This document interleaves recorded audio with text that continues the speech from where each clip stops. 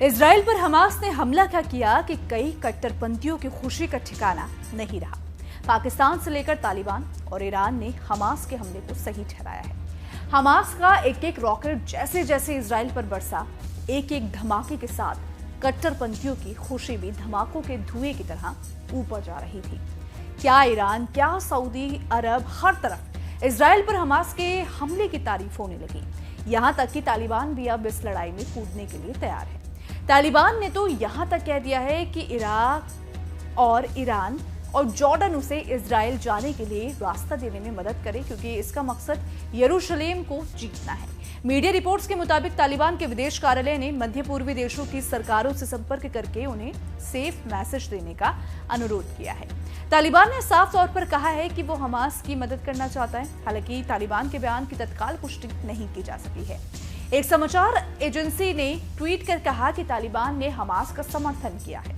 उन्होंने एक्स पर ट्वीट करते हुए कहा कि रूस के सहयोगी तालिबान आतंकी संगठन ने किया हमास का समर्थन। अगर इजराइल के पड़ोसी मुस्लिम देश हमें वहां से गुजरने का अधिकार देते हैं तो हम यरूशलेम को जीत लेंगे। ये घोषणा अफगानिस्तान में राष्ट्रीय प्रतिरोध मोर्चा के नेता अहमद मसूद ने की है और देश में तालिबान से लड़ने वाले प्राथमिक समूह के उस बयान के कुछ ही दिनों बाद आई, जिसमें उन्होंने कहा था कि वो शांति पहल के हिस्से के रूप में इजराइल के साथ काम करने के इच्छुक होंगे। इजराइल के प्रधानमंत्री बेंजामिन नेतन्याहू ने हमास आतंकवादियों के अचानक हमले के बाद युद्ध की स्थिति की घोषणा की है और कसम खाई है कि वो अभूतपूर्व कीमत चुकाएंगे। तालिबान, जिसने कई सालों की लड़ाई के बाद 2021 में अफगानिस्तान पर कब्जा कर लिया था, जिसके बाद से ही तालिबान सरकार को वर्तमान में किसी भी देश ने मान्यता नहीं दी है। तालिबान अब अफगानिस्तान में इस्लामिक कानून के हिसाब से राज कर रहा है।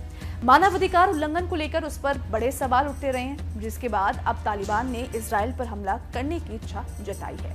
वहीं इस बीच इजराइल के प्रधानमंत्री बेंजामिन नेतन्याहू ने इसे काला दिन बताया है। इसके साथ ही उन्होंने गाजा को मिट्टी में मिलाने की चेतावनी दे डाली है। गाजा में बिजली और जरूरी सामानों की सप्लाई रोक दी गई है और जवाबी कार्रवाई की जा रही है। इजराइल के हमले में गाजा पट्टी खंडर बन गया। 232 से ज्यादा लोग मारे जा चुके हैं। 10 आतंकियों को भी इजराइल फोर्स ने मार गिराया है। इससे पहले शनिवार सुबह हमास के आतंकियों ने इजराइल पर हमला बोल दिया था। इस हमले में करीब 300 इजरायली नागरिक मारे गए हैं, हजारों अभी घायल हैं। हालांकि इस पर और आगे क्या कुछ होगा वो देखना होगा। हालांकि इसको लेकर आप क्या सोचते हैं, आपकी क्या राय है? आप अपनी राय हमें कमेंट सेक्शन में जरूर बताइएगा। वीडियो पसंद आए तो वीडियो को लाइक शेयर करना ना भूलें। साथ ही हमारे चैनल न्यूज नेशन को सब्सक्राइब कर लें। धन्यवाद।